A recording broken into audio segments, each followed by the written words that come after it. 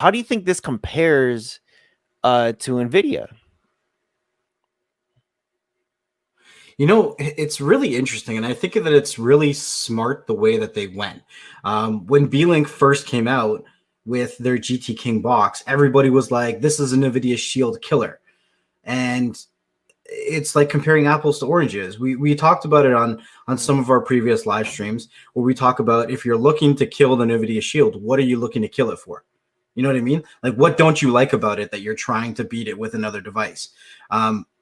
Beelink is very, very smart. They came out with this very powerful device, but they're not trying to say that it's better at gaming than the NVIDIA Shield. They noticed that a lot of people in the streaming community are using it for multi-purpose. And one of the main multi-purpose reasons is for running a Plex server. So this is a NVIDIA Shield killer when it comes to running a Plex server. And I think that's really smart because as we talked about previously, it's been really interesting what's happening with gaming in the NVIDIA Shield. I mean, depending on which NVIDIA Shield you get, you're not really meant to be gaming on it.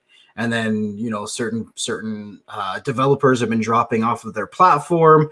So I think that it's really smart that the Beelink is not trying to compete with that dicey waters of the gaming world. Yeah. Oh, which is great because I know people, you know, a lot of people like to compare, like, is this better than that? Is this better than the Shield, or can this beat the Shield? Or I want this. It's kind of like you know, when you see stuff like this, you got to see it. Is it gonna take care of your needs?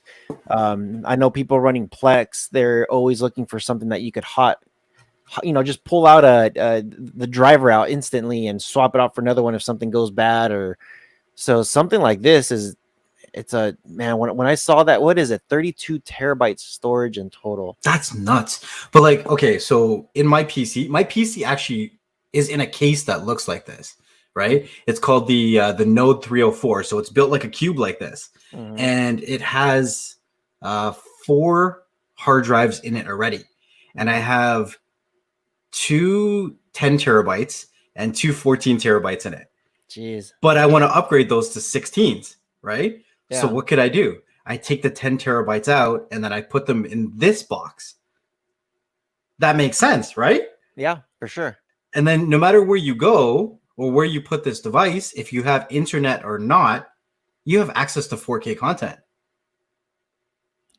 What's buffering? You're not going to get buffering when it's playing off of a local hard drive running that what is it, 1.8 gigahertz processor? You're not going to get buffering. Hell no. You want to eliminate buffering? This is how you eliminate buffering. What about people who are let's just say you're sharing this with me and you're like, hey, I want you to check out this thing that I have here, and my internet's slow.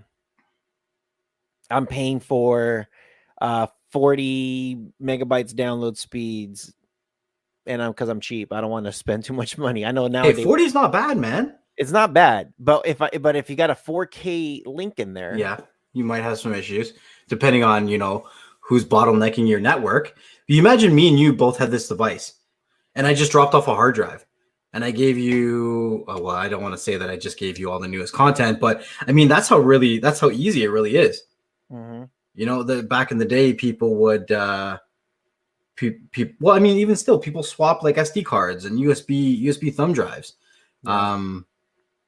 But if you really want to be transferring 4K files, this is crazy.